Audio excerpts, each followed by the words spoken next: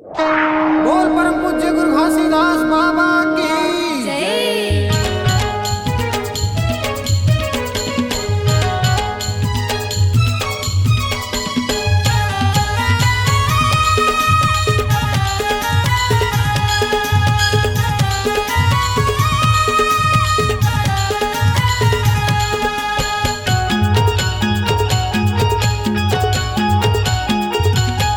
सत्य नाम के दिया जलते गाँव गाँव माँ।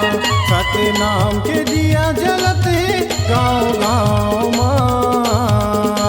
चलो गा भैया चलो वो दीदी, चले जाबो गिरधपुरी धाम गा। चलो गा भैया चलो वो दीदी, चले जाबो गिरधपुरी धाम गा।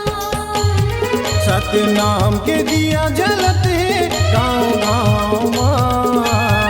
सत्य नाम के दिया जलते गाँव गाँव माँ। चलो गा भैया चलो वो दीदी, चले जाबो गिरधपुरी धाम गा। चलो गा भैया चलो वो दीदी, चले जाबो गिरधपुरी धाम गा।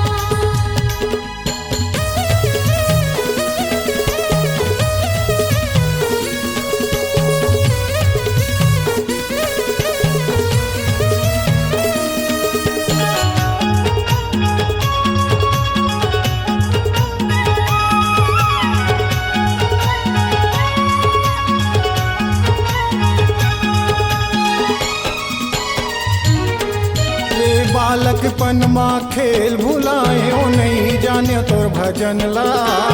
आई जवानी दारू मन माँ भूला गे बेच डारे यही तनला।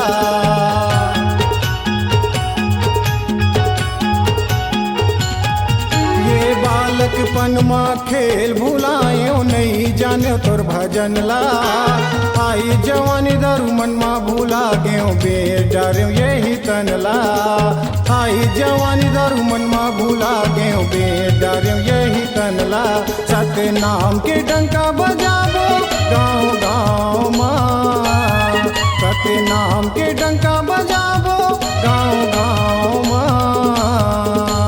चलो गा भैया चलो वो दीदी, चले जाबो गिरधपुरी धाम गा। चलो गा भैया चलो वो दीदी, चले जाबो गिरधपुरी धाम गा।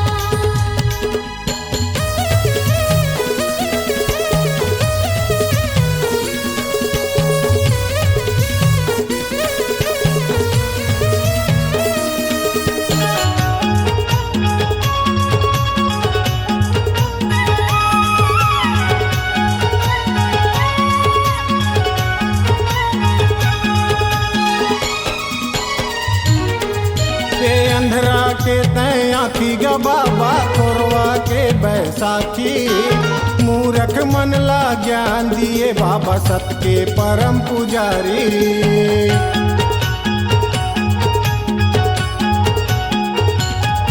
ये अंधरा के तय आखी गा बाबा खोरवा के बैसाखी।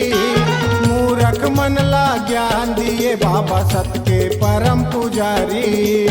मूरख मन ला ज्ञान दिए बाबा सत के परम पुजारी। सत्य नाम के डंका बजाबो गाँव गाँव माँ। सत्य नाम के डंका बजाबो गाँव गाँव माँ। चलो गा भैया चलो वो दीदी, चले जाबो गिरधपुरी धाम गा। चलो गा भैया चलो वो दीदी, चले जाबो गिरधपुरी धाम गा।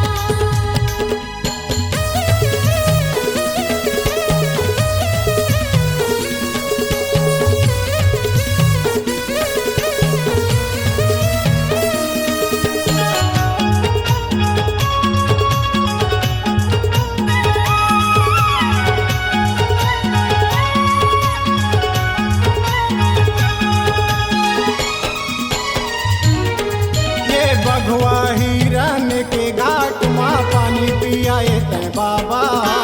मन मन के एक समान के भेद मिटाए ते बाबा।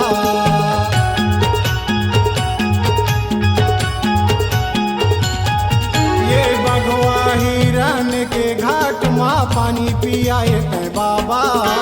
मन के एक समान के भेद मिटाए ते बाबा।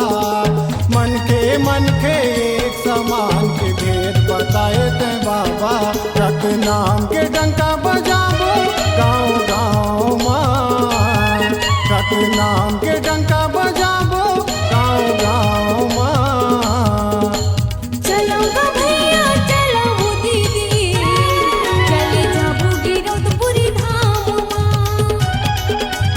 चलो गा भैया चलो वो दीदी, चले जाबो गिरौदपुरी धाम माँ। चलो जाबो गिरौदपुरी धाम गा। चले जाबो गिरौदपुरी धाम गा। चलो जाबो गिरौदपुरी धाम ना। चले जाबो गिरौदपुरी